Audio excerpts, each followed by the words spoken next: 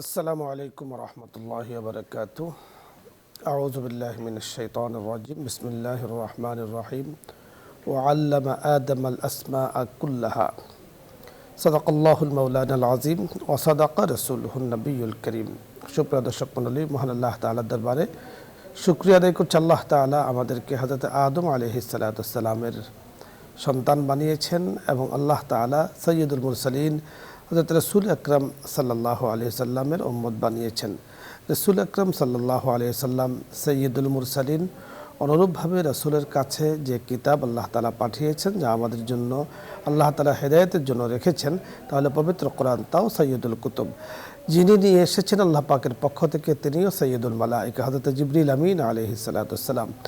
আল্লাহ তাআলা হযরত আদম আলাইহিস সালাতু ওয়াস সালামকে জগতের বুকে সৃষ্টি করে বস্তু জগতের সকল কিছুর নাম শিক্ষা দিয়েছেন, সকল জ্ঞান ও বিজ্ঞান আল্লাহ তাআলা শিক্ষা দিয়েছেন। এটাই চেয়েছেন যে আল্লাহ রাব্বি করিম পবিত্র, আল্লাহ তাআলা যেমন পবিত্র, তিনি হযরত আদম আলাইহিস সালাতু ওয়াস সালামকে যা শিক্ষা দিয়েছেন, যা বলতে বলেছেন, অকপটে বলে দিয়েছেন, পবিত্রতা ঘোষণা করেছেন রব্বে করিমের।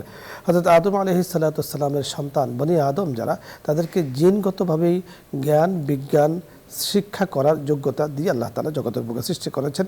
পরবর্তীতে নিজস্ব ইচ্ছায় সে অনেক কিছু অর্জন করতে পারে, তৈরি করতে পারে, কিন্তু সৃষ্টির মালিক একমাত্র রব্বুল আলামিন। তাই মুসলিম বিজ্ঞানীরা যুগে যুগে বহু আবিষ্কার করেছেন, তাই ইতিহাসের পাতায় সুস্পষ্টভাবে লিখিত রয়েছে। আল্লাহ তাআলা আমাদেরকে দেখার বোঝার তৌফিক দান করুন। তাই বিজ্ঞান চর্চা, ইসলামের যে দিক নির্দেশনাগুলো আছে, আজকে এই বিষয় নিয়ে আমরা কথা শুনব। বিশিষ্ট ইসলামী চিন্তাবিদ, শিক্ষাবিদ শেখ মুফতি আনিসুজ্জামান শিকদার, পরিচালক ইসলামিক ফাউন্ডেশন বাংলাদেশ। আসসালামু আলাইকুম ওয়া রাহমাতুল্লাহি ওয়া বারাকাতুহু। ওয়ালাইকুম আসসালাম ওয়া রাহমাতুল্লাহ। মুহতারাম, কেমন আছেন? আলহামদুলিল্লাহ, ফি কুল্লি হাল। জি আলহামদুলিল্লাহ। আজকে আপনার কাছে আমরা জানবো যে বিজ্ঞান চর্চা তো একটা জরুরি অধ্যায়, তো ইসলামের যে দিক নির্দেশনাগুলো আছে, আমরা দেখেছি খলিফা মামুনের আমলে, খলিফা হারুন ও রশিদের আমলে ঐতিহাসিকগণ যেমন লিখেছেন যে মুসলিম বিজ্ঞানীরা অনেক কিছুকে আবিষ্কার করেছেন। তাই ইতিহাসের পাতায় কিন্তু রয়েছে এবং ছোট করে দেখার কোনো অবকাশ নেই যে মুসলিম বিজ্ঞানীদের যে অবদানগুলো। আপনার কাছে এ সম্পর্কে আমরা শুনবো। জি, ধন্যবাদ। অত্যন্ত একটা জীবন ঘনিষ্ঠ এবং একটা ঐতিহাসিক সত্য নিয়ে আজকের এই অবতারণার জন্য আমি আপনাকে এবং এই চ্যানেল কর্তৃপক্ষকে ধন্যবাদ জানাই। আল্লাহ রাব্বুল ইজ্জত সূরাতুল ইয়াসিনের মধ্যে বলেছেন, ইয়াসিন ওয়াল কুরআনিল হাকিম। আল্লাহ তাআলা বিজ্ঞানময় কোরআনের কসম খেয়েছেন। তো আল্লাহ তাআলা অন্য আয়াতের মধ্যে বলেছেন, ইন্না নাজ্জালনা আলাইকাল কুরআন তিবিয়ানান লিকুল্লি শাই। হে মুহাম্মদ সাল্লাল্লাহু আলাইহি ওয়াসাল্লাম, আপনার উপর আমি কোরআন অবতীর্ণ করেছি, সমস্ত কিছুর বর্ণনা সেখানে আছে। সায়েন্টিফিক্যালি আল্লাহ তাআলা পুরা কোরআনটাকে এমনভাবে বিজ্ঞানের মাধ্যমে সাজিয়েছেন, বিজ্ঞানের এমন কোনো দিক নাই যেখানে আলোচিত হয়নি। আপনার যদি কৃষি বিজ্ঞান বলেন, কৃষি বিজ্ঞান নিয়ে আল্লাহ তাআলা কালামে পাকের মধ্যে বলছে, আফারাআইতুম মা তাহরুসুন আনতুম তাজরাউন আম নাহনুস যারিউন। তোমরা কিছু বান্দা দানা ছিটিয়ে দাও, কে ওটার থেকে অঙ্কুর গজায়, কে ওটার থেকে শ্বাস বের করে, কে ওটার থেকে একটা ধান থেকে 700টা ধান কে তৈরি করে? আনতুম তাজরাউন আম নাহনুস যারিউন। আল্লাহ তাআলা এরকম মানব বিজ্ঞান নিয়ে, মানব সৃষ্টি নিয়ে বলেছেন, আফারাআইতুম মা তুমনুন আনতুম তাখলুকুন আম নাহনুল খালিকুন। বান্দা, তোমার শুক্র কীট এবং ডিম্ব কীট মিলে যে একটা রক্তের বিন্দু, তার থেকে আস্তে আস্তে আলাকা মুজগা এরকমভাবে এটা একটা মাংসের পিণ্ড তৈরি হয়, আস্তে আস্তে একটা মানুষে পরিণত হয়ে যায়। আনতুম তাখলুকুন আম নাহনুল খালিকুন। এই একটা মানুষকে সৃষ্টি করা, একটা বীর্য থেকে একটা মানুষকে সৃষ্টি করা, শুক্র কীট ডিম্ব কীট থেকে একটা পূর্ণ মানুষ তৈরি করা, এটি কি তোমরা মার পেটে করো নাকি আমি আল্লাহ রাব্বুল ইজ্জত করি? আল্লাহ তাআলা মানব সৃষ্টি নিয়ে অসংখ্যভাবে বিভিন্ন আয়াতে এরকমভাবে আলোচনা করেছেন। বর্তমান জামানার যে সায়েন্সের সবচেয়ে বেশি বড় অ্যাটমিক এনার্জি, অ্যাটমিক এনার্জি কিভাবে আসলো, অ্যাটমিক এনার্জি যিনি আবিষ্কার করেছেন তাকে জিজ্ঞেস করা হয়েছে যে আপনি কিভাবে অ্যাটমিক এনার্জির ধারণাটা পেলেন? তো তিনি বলেছেন যে আমি মুসলমানের কোরআন ধর্মগ্রন্থ থেকে পেয়েছি। বলেছেন যে সেখানে একটা সূরা আছে, সূরাতুল ফিল। সূরাতুল ফিলের মধ্যে আব্রাহা বাদশাহ, সে হাতির একটা বিশাল বড় বাহিনী, হস্তি বাহিনী, পদাতিক বাহিনী এবং অশ্বরী বাহিনী, 3 প্রকারের বাহিনী নিয়ে সে কাবা শরীফ ধ্বংস করার জন্য আসলো। আল্লাহ তাআলা মিনা এবং মুজদালিফার মিলনস্থল, সমস্ত পাহাড় লাল রঙের, কিন্তু ওখানকার যে পাহাড়গুলো যেখানে ধ্বংস করা হচ্ছে সে কালো হয়ে গেছে। তো সেখানে ছোট ছোট টুনটুনি পাখির মতন ছোট ছোট পাখি, 2 হাতে 2টা পাথর, মুখে একটা পাথর, উপর থেকে ফেলেছে কাসফিম মাকুল, চর্বিত আপনার ভুসির মতন হয়ে গেছে পুরো বাহিনীটা। তখন তার মধ্যে আসলো যে ছোট্ট জিনিসের মধ্যে কোনো ক্ষুদ্র জিনিস লুকায় আছে। তো তখনকার সময় ক্ষুদ্র জিনিস ছিল অ্যাটম। তো অ্যাটম নিয়ে ওনরা যেটা দেখেছে যে ইউরেনিয়ামের একটা বড় অ্যাটম, অ্যাটমের মধ্যে আঘাত করেছে, একটা অ্যাটম 3টে হয়েছে, 3টে 9টা হয়েছে, 9টা 27টা হয়েছে, 27টা 54টা, ছোট জিনিস বৃহত্তর শক্তিতে পরিণত হওয়া, এই যে কনসেপশন, এই কনসেপশনটা সূরা ফিল থেকে ওনার জেনে এসেছে। তো আল্লাহ তাআলা মুসলিম বৈজ্ঞানিকদের কথা আপনারা চিন্তা করেন, হজরত আলী রাদিয়াল্লাহু তাআলা আনহু, তার ছেলে হজরত হুসাইন, তার ছেলে জাইনুল আবেদিন, তার ছেলে মুসা কাজেম, তার ছাত্র জাবির ইবনে হায়ান, যিনি হাফেজে কোরআন ছিলেন, 3 লক্ষ হাদিসের হাফেজ ছিলেন এবং তিনি 2000 বই লিখেছেন সায়েন্সের উপরে। উনাকে ইউরোপিয়ানরা বলে আল জাবের থেকে আল জাবরা, তিনি মানে অর্থাৎ বীজগণিতের জনক তিনি। এরকম আল ক্যামি বলেন, আমাদের যাকে সর্বকালের সর্বশ্রেষ্ঠ ডাক্তার বলা হয়, মুসলিম বৈজ্ঞানিক আবু আলী ইবনে সিনা, যিনি হাফেজে কোরআন ছিলেন, 1 লক্ষ হাদিসের হাফেজ ছিলেন, তিনি মেডিকেল সায়েন্সের উপরে 200 বই লিখেছেন। ওনার একটা বই আল কানুন ফি ইলমি তিব কেনান অফ মেডিসিন, 100 বছর আগ পর্যন্ত এই আল কানুন বা কেনান অফ মেডিসিন ইংরেজিতে যে ভার্সন, এইটা প্রাচ্য এবং পাশ্চাত্যের সমস্ত ডাক্তারদের মৌলিক বই ছিল। ওনার একটা বই আমি দেওবন্দ মাদ্রাসার লাইব্রেরিতে দেখেছি, কিতাবুশ শেফা, 18 খণ্ড, আরবিতে লেখা, আপনি নিজেও দেওবন্দে পড়েছেন। কিতাবুত তাসকিয়া, কিতাবুল আসকিয়া, 6টা বড় মৌলিক বই ছিল। টোটাল উনি মেডিকেল সায়েন্সের উপরে 200 বই লিখেছেন। কিন্তু তার একটা ঘটনা বলি, উনি ওনার জামানায় নূহ ইবনে মনসুর ছিলেন 3 মহাদেশের খলিফাতুল মুসলিমিন। তো তিনি দুরারোগ্য ব্যাধি, কোনো ডাক্তারে কোনো কাজ হচ্ছে না, তার শোনা গেল যে মুলকে সিরাজের যে গভর্নর, তার ছেলে আবু আলী ইবনে সিনা, তিনি ভালো যশ তখন খ্যাতি চলে আসছে, তাকে ডাকা হলো। আল্লাহ তাআলা ওনার মাধ্যমে ওনাকে শিফা দিলেন। বাদশাহ তখন ওনাকে খুশি হয়ে 2 লক্ষ স্বর্ণ মুদ্রা ওনাকে হাদিয়া দিলেন। তিনি বললেন যে বাদশাহ নামদার, আমি আমিরুল মুমিনিন, আমি এটা চাই না। বলে বাবা তুমি কি কম হয়ে গেছে, আরও বেশি দিব? বলছেন আমি এটা চাচ্ছি না, আমি কোনো টাকা চাচ্ছি না। বলে কি চাও? বলে আপনার যে ব্যক্তিগত লাইব্রেরি আছে, এই লাইব্রেরিকে আমি পুরা পড়বো এবং সমস্ত বই নোট করে নেওয়ার অনুমতি দিতে হবে। হযরত আলী রাদিয়াল্লাহু আনহু বলছেন যে রাযাইনা কিসমাতাল জিব্বার ফিনা লানা ইলমুন ওয়ালিল আদা ইমালু, আমরা আল্লাহ তাআলা অল্প যে রিজিক দিয়েছে এটা রাজি, আমরা চাই জ্ঞান, আর আমরা আমাদের শত্রুদেরকে মাল দিয়ে দিলাম। হায়াতুল কলবে ইলমুন ফাগতানিমহু আমাউতুল কলবে জাহলুন ফাজতানিবহু, দুঃখজনক হলেও যে সেই জামানার মুসলমানদের আসল জিনিস ছিল জ্ঞান। আজকে আমরা জ্ঞানের রাস্তাকে ছেড়ে বরং আমাদের দেশের জ্ঞানী লোকদেরকে আমরা পাচার করে দিচ্ছি, আমাদের দেশের জ্ঞানী লোকদেরকে আমরা বিদেশে সরিয়ে দিচ্ছি। তাদেরকে আমরা মূল্যায়ন না করার কারণে তারা বিদেশে যে বড় বড় অবস্থান তৈরি করে নিতেছে, অথচ আমাদের জ্ঞানীদেরকে আমরা দেশে মূল্যায়ন করছি না। এটা আমাদের বড় অনভিজ্ঞতা। আপনি চমৎকার বলছিলেন। দর্শক মণ্ডলী, আমাদের মুফতি আনিসুজ্জামান শিকদার বড় চমৎকারভাবে বিজ্ঞান চর্চায় ইসলামের যে দিক নির্দেশনাগুলো আছে তা আমাদেরকে সুন্দরভাবে বলার চেষ্টা করেছেন। বিশেষ করে সর্বশেষ যেই মনীষীর নাম নিয়েছেন আবু আলী ইবনে সিনা আল বুখারী, তিনি রাসূল আকরাম সাল্লাল্লাহু আলাইহি সাল্লামের অনেক আহাদিসে মুবারাকা তিনি মুখস্থ করেছেন।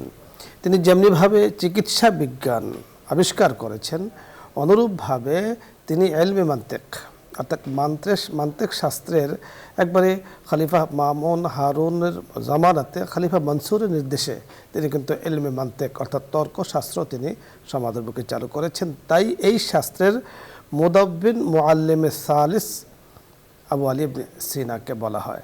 তিনি যেই আবিষ্কার করেছেন, চিকিৎসা বিজ্ঞান বলুন, মান্তিক শাস্ত্র বলুন, ফিলোসফি বলুন, এগুলো আজও পর্যন্ত সেভাবে চর্চা হয়ে আসছে। আমাদের যে বিষয়টি যে কোরআন যেহেতু পুরো কোরআনেই বিজ্ঞানে ভরপুর, বিজ্ঞানময় পবিত্র কোরআনকে আল্লাহ তাআলা সাজিয়েছেন। এই কোরআনকে আল্লাহ তাআলা এত মজবুতভাবে সাজিয়েছেন, সাহিত্য দিয়ে ভরপুর করেছেন যে আরবের সাহিত্যিক যারা ছিল, যারা একসময় আরবি কবিতা চর্চা করত এবং নিজেদের মধ্যে প্রতিযোগিতা করত কার কবিতা কত চমৎকার হয়, কত ছন্দে ছন্দে মিল হয়, তারা কোরআনের ব্যাপারেও তারা চ্যালেঞ্জ করতে চেয়েছিল। আল্লাহ রাব্বুল কারীম তাদের কাছে ছেড়ে দিয়েছেন যে তোমরা যদি পারো তাহলে কোরআনের একটি অংশ তোমরা তৈরি করে দেখাতে পারো, ইনকুন্তুম সাদিকিন, শুধু তোমরাই নয় সকলে মিলে দেখার চেষ্টা করো পারো কিনা। কিন্তু তারা পারেনি। আল্লাহ তাআলা বলে দিয়েছেন ফাইল্লাম তাফআলু ওয়া লান তাফআলু, কখনো তোমরা এই কাজ করতে পারবে না। পরবর্তীতে তারা লিখে দিয়েছে লাইসা হাদা কালামুল বাশার, যে এই কোরআন আল্লাহ পাক দিয়েছেন, এই কোরআন ভরপুর জ্ঞান ও বিজ্ঞানে ভরপুর, এই কোরআনের মোকাবেলা করা কোনো মানবের পক্ষে সম্ভব নয়, নিঃসন্দেহে এটা আল্লাহ তাআলার পক্ষ থেকে নাজিলকৃত। সত্যি আমরা আধুনিক বিজ্ঞান বলুন, আগের বিজ্ঞান বলুন, কোরআন ইসলামের আলোকে, কোরআনের আলোকে, শরীয়তের আলোকে যখন বিজ্ঞান চর্চা করব এবং মুসলিম মনীষীরা যেভাবে বিজ্ঞানকে চর্চা করেছেন ওইভাবে চর্চা করব, ইনশাআল্লাহ আমাদের ইহ এবং পরজগতে সফলতা নিয়ে আসবে। ধন্যবাদ দর্শক মণ্ডলী, আপনাদেরকে যারা আবারও যুক্ত হয়েছেন আবারও ধন্যবাদ জানাচ্ছি। এখন আপনাদের কাছে আসবো যারা প্রশ্ন নিয়ে অপেক্ষায় আছেন। প্রথমে জেনে আছেন আসসালামু আলাইকুম রহমতুল্লাহ। দর্শক নাম বলে পরিচয় দিয়ে প্রশ্ন করুন। আসসালামু আলাইকুম। ওয়ালাইকুম আসসালাম রহমতুল্লাহ। আমি জি আপনি প্রশ্ন করুন। ঠাকুরগাঁ গোবিন্দনগর থেকে বলতেছি। জি বলুন। আমার দুইটা প্রশ্ন। এই যে আমার মা বোবা ছিল, আর বোবা ছিল, কানেও শোনে না, মুখেও কথা বলতে পারে না, মুখেও কথা বলতে পারে না। তা আমার মা মারা গেছে, তো এখন আমি কি করব? মানে মারা গেছে, কোনো নামাজ দোয়া কিছু পড়তে পারে নাই। জি ধন্যবাদ। দ্বিতীয় প্রশ্ন বলুন। আর আরেকটা হলো যে যে আমি পুরে গেছিলাম তো 20 সালে, তো আমি 3 মাস 18 দিন নামাজ পড়তে পারি নাই। তারপর নামাজটা কিভাবে মানে? জি বুঝতে পেরেছি, ধন্যবাদ। আপনি শুনতে থাকুন, আমরা কথা বলছি। প্রথম যে প্রশ্নটি করেছেন আপনি বুঝতে পেরেছেন। হ্যাঁ, যে ওনার আম্মা বোবা, তো বোবার জন্য আপনার উচিত ছিল যেটা, তাদেরকেও ইশারায় নামাজ পড়া শেখানোর একটা ব্যবস্থা রাখা উচিত ছিল, যেটা করেন নাই। এটা তো অন্যায় হয়ে গেছে। তো মার পক্ষ থেকে যতদূর সম্ভব উনি সাদাকা করবেন, এমনকি নফল ইবাদত করে ওনাকে করবেন, আল্লাহর কাছে ক্ষমা চাবেন। আর ওনার যে বিষয়টা, উনি প্রায় 3 মাস কতদিন পর্যন্ত যে নামাজ পড়তে পারেন নাই, সবচেয়ে উত্তম পদ্ধতি হলো যে উনি তাইয়িন করাটা নিয়তের ক্ষেত্রে। তো সুতরাং হিসাব করে ওনার যেমন কথার কথা যে জানুয়ারি মাসের 1 তারিখের থেকে উনি নামাজ গেছেন, টরে গিয়েছেন, সালে 24 সালে ধরেন, তো ওখান থেকে 3 মাস একদম প্রথমে ফজরের নামাজ, অর্থাৎ 1 তারিখের ফজর, জোহর, আসর, মাগরিব এরকম তরতিবের সাথে পড়াটা সবচেয়ে উত্তম। তরতিবের সাথে পড়ে বেতের পর্যন্ত পড়ে ওই দিন শেষ হবে। একদিন আপনি 6 ওয়াক্ত ধরবেন, 5 ওয়াক্ত নামাজ, 1 ওয়াক্ত ভেতর আপনাকে আদায় করতে হবে। আপনি টরে গিয়েছেন অথবা যে কোনোভাবে নামাজ যদি কাজা হয় সেটাকে আদায় করতে হয়। এই বিষয়টি মনে রেখে আপনার জন্য সুবিধা যেভাবে হয় ওইভাবে হিসেব করে নামাজকে আপনি আদায় করে নেবেন, কাজা আদায় করবেন। পরের দর্শক আসসালামু আলাইকুম রহমতুল্লাহ। ওয়ালাইকুম আসসালাম রাহমাতুল্লাহ। প্রশ্ন করুন। টিভির ভলিউম কমিয়ে কথা বলুন। আপনি আমাকে শুনতে পাচ্ছেন? শুনতে পাচ্ছি, আপনি কথা বলুন।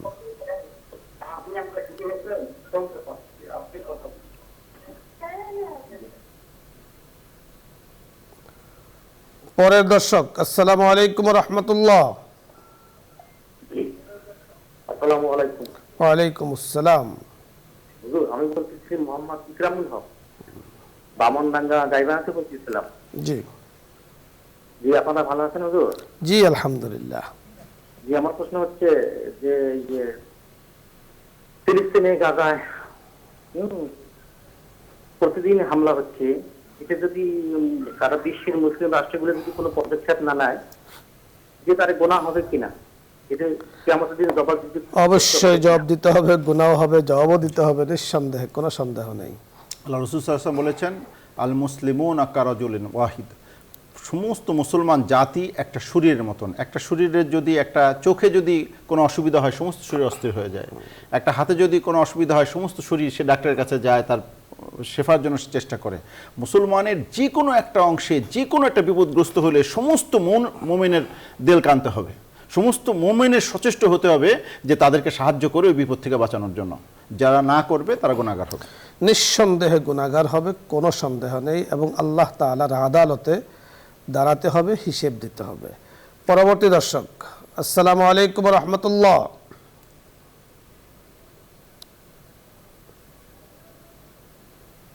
আসসালামু আলাইকুম। আসসালামু আলাইকুম। ওয়ালাইকুম আসসালাম রহমতুল্লাহ। হুজুর, আমার আপনার প্রশ্ন আপনি বলুন। প্রশ্ন হলো, বাচ্চা দোকান ফোন করছে, এক নতুন জি, আপনার কথাগুলো আমাদের কাছে পরিষ্কার নয়, পরিষ্কার হচ্ছে না, কেটে কেটে আসছে। আপনি আরেকবার চেষ্টা করুন। পরে দর্শক, আসসালামু আলাইকুম। হ্যালো। জি, আসসালামু আলাইকুম রহমতুল্লাহ। হ্যালো আপনি প্রশ্ন করুন, আমরা শুনতে পাচ্ছি। হুজুর, জি। আমার মা রাতে রাতে ঘুমাইছে, খাওয়া দাওয়া করে ঘুমাইছে, কিন্তু সকালে রাত 4টার সময় উঠছে, কিন্তু সকালে আর ওঠে নাই। জি। এতে কি প্রভাব হয় হুজুর? হ্যাঁ, ধন্যবাদ আপনাকে। আমরা আপনার আম্মার আত্মার মাগফিরাত আমরা কামনা করছি। আল্লাহ তাআলা ওনাকে মাফ করে দিন। তো উনি যে বিষয়টি বোঝাতে চেয়েছেন, জানতে চেয়েছেন, বুঝতে না, পেরেছি। এটা না, একজন মানুষ মৃত্যু আল্লাহ রাসূল সাল্লাল্লাহু আলাইহি ওয়াসাল্লাম বলেছেন যে ঘুমানো এক ধরনের মৃত্যু, সুতরাং ওই অবস্থা আল্লাহ তাআলা তার জানকে কবজ করে নিয়ে গেছেন। আল্লাহ তাআলা আমরা আশা করি যে ঈমানের সাথে মৃত্যু হোক, গিয়েছেন, সেটা আমরা চাই। জি, তার ভুল ধন্যবাদ। কুসুরির জন্য আমরা আল্লাহর কাছে তওবা করতে পারি, ইস্তেগফার করতে পারি, তার জন্য সওয়াব রেসানি করতে পারি। আপনাকে ধন্যবাদ। আসলে এই বিষয়টি কোনো কিছু মিন করে না, কোনো কিছু বোঝায় না। তবে ঘুমানোর আগে যে আমলটি রাসূল আকরাম সাল্লাল্লাহু আলাইহি সাল্লাম করতেন, সেটা করে ঘুমালে ওই রাতে যদি মওত হয়ে যায়, তাহলে অনেক আমাদের বুজুর্গানে দিন বলেছেন যে তার মওতটা ভালো এবং মুমিনের মওত হয়। এর জন্য ঘুমানোর আগে ওযু করে 2 রাকাত নামাজ পড়ে কোরআনে কারীমের কিছু অংশ তেলাওয়াত করে, পারলে আয়াতুল কুরসি 4 কুল পড়ে ঘুমালে ওই রাত্রিতে কোনো কারণে যদি মওত হয়ে যায়, কারণ আমাদের যে ঘুমটা এটাকে নিসফুল মওত বলা হয়েছে, অর্ধেক মওত, সেক্ষেত্রে হতেই পারে।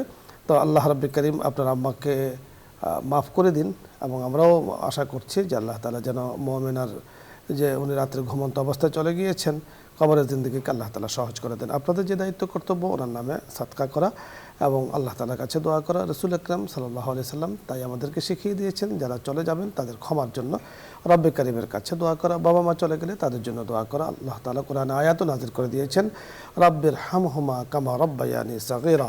সকলে ভালো থাকুন, আগামী অনুষ্ঠানগুলোর সাথে থাকুন। আল্লাহ তাআলার কাছে আমরা সকলের জন্য খায়র কল্যাণের কামনা করে আজকের মতো বিদায় নিচ্ছি। আসসালামু আলাইকুম ওয়া রাহমাতুল্লাহ। দোয়া হবে, দরুদ ইস্তেগফার পাঠ করি। আল্লাহুম্মা সাল্লি আলা সাইয়্যিদিনা ওয়া নাবিয়্যিনা ওয়া শাফিঈনা ওয়া হাবিবিনা ওয়া মাওলানা মুহাম্মদ সাল্লাল্লাহু আলাইহি ওয়া আলা আলিহি ওয়া আসহাবিহি ওয়া বারাকা ওয়া সাল্লাম।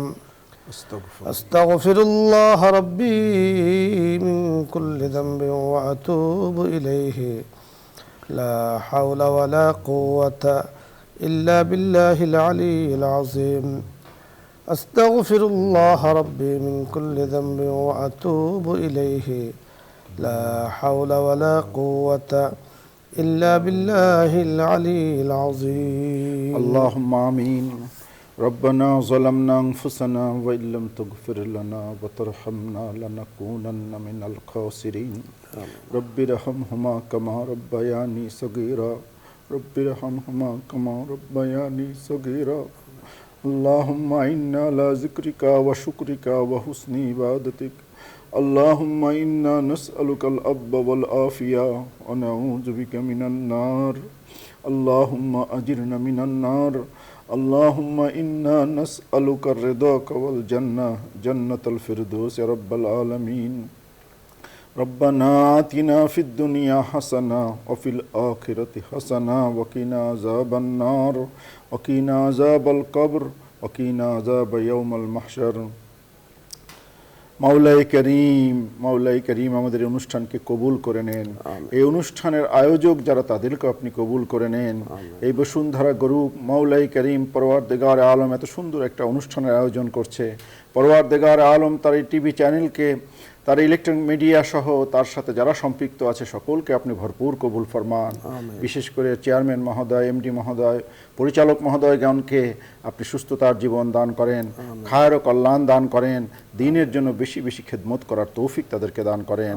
মাওলাই করিম সমস্ত প্রকার ফিতনা ফাসাদ থেকে আপনি হেফাজত করেন। মাওলা পরওয়ারদিগার আলম আমাদের মধ্যে যারা অসুস্থ তাদের সকলকে আপনি শেফায়ে কামেলা আজেলা তা ফরমান। আমাদের মধ্যে যারা ঋণগ্রস্ত ঋণ থেকে মুক্তি দান করেন, আমাদের মধ্যে যারা পেরেশান যাদা তাদের পেরেশানিকে দূর করে দেন, প্রত্যেকের দিলের নেক মাকাসিদকে আপনি পুরা করে দেন। আমাদের এই ছোট দেশ বাংলাদেশকে আপনি ডানে বামে সামনে পিছন থেকে হেফাজত করেন। আমাদের গুনার কারণে আমাদের উপর আযাব আর গজব নাজিল করিয়েন না। আসমানি আযাব আসমানে উঠিয়ে আনেন, জমিনে আযাব জমিনের মধ্যে ডাবিয়ে দেন, হাওয়াই আযাব হাওয়ার সাথে মিটাই দেন। মাওলাই করিম সারা দুনিয়ার মজলুম মুসলমানদেরকে সাহায্য করেন, হেফাজত করেন, সাহায্য করেন, হেফাজত করেন। বিশেষ করে ফিলিস্তিনের মুসলমান মাওলাই করিম কিভাবে তাদেরকে হত্যা করা হচ্ছে, মাওলাই করিম আপনি তাদেরকে হেফাজত করেন, সাহায্য করেন। মুসলমানদেরকে কাফের মুশরিক ফাসিক ফুজ্জারের কাছে বেজ্জতি করিয়েন না। মাওলাই করিম মুসলমানের যদি কোনো অপরাধ থাকে মুসলমানকে আপনি আপনার কুদরতি হাতের দ্বারা ইসলাহ করে দেন, সংশোধন করে দেন। মুসলমানদেরকে কাফের মুশরিক ফাসিক ফুজ্জারের কাছে বেজ্জতি করিয়েন না। সারা দুনিয়ার মুসলমানদেরকে নেক হওয়ার আর এক হওয়ার তৌফিক দান করেন। ফিলিস্তিনের মুসলমান, লেবাননের মুসলমান, কাশ্মীরের মুসলমান, আরাকানের মুসলমান সহ সারা দুনিয়ার মজলুম মুসলমানদেরকে সাহায্য করেন, হেফাজত করেন। মাওলাই করিম পরওয়ারদিগার আলম হয় আমাদের পালনেওয়ালা জাত, আমাদের সকলকে আপনি কামিল মুমিন হওয়ার তৌফিক দান করেন। আপনি বলেছেন ওয়ালা তামুতুন্না ইল্লা ওয়া আনতুম মুসলিমুন, যতক্ষণ পর্যন্ত তোমরা কামিল মুমিন কামিল মুসলমান না হবে ততক্ষণ পর্যন্ত মৃত্যুবরণ করো না। মাওলাই করিম আমাদের সকলকে কামিল মুমিন হওয়ার তৌফিক দান করেন। যেইভাবে আপনার ইবাদত বন্দি করলে আপনি রাজি আর খুশি হন সেইভাবে আপনার ইবাদত করার তৌফিক দান করেন। কোরআন এবং হাদিসের ইলমের দ্বারা আমাদের সিনাকে আপনি পরিপূর্ণ করে দেন, সেই অনুযায়ী জীবনকে পরিচালনা করার তৌফিক দান করেন। আমাদের পরওয়ারদিগার আলম আমাদেরকে কামেল মোমেন কামেল মুসলমান, আপনার খাঁটি গোলাম, আপনার নবীর খাঁটি উম্মত হওয়ার তৌফিক দান করেন। রব্বানা তাকাব্বাল মিন্না ইন্নাকা আনতাস সামিউল আলিম ওয়া তুব আলাইনা ইন্নাকা আনতাত তাওয়াবুর রহিম। আমিন আমিন আমিন বিরহমাতিকা ইয়া আরহামার রাহিমিন।